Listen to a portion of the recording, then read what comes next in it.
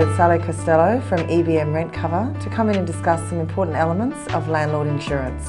Sally, we understand that not all landlord insurance policies are the same, so what should a client look for when purchasing a landlord insurance cover? There are a few really important points to consider when purchasing a landlord insurance policy.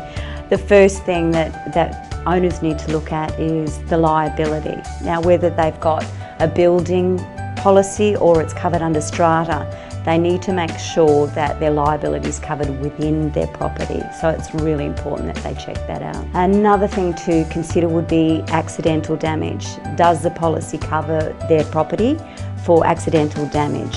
Not all policies cover for accidental damage? Unfortunately not. Many of the policies on the market, or many common policies on the market, don't cover for accidental damage.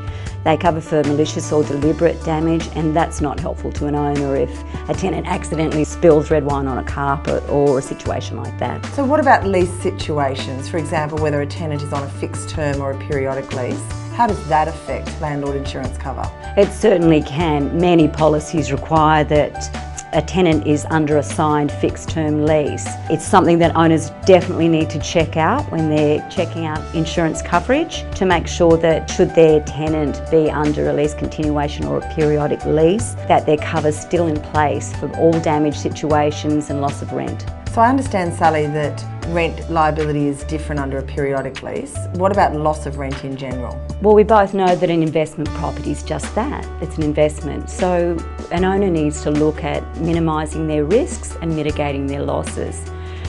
The best tenants, no matter what, life happens, they can lose their job, they can have a relationship bust up, they can get sick. So it's just important that an owner checks those kind of covers out when they're looking at landlord insurance. So what about loss of rent in a repair situation?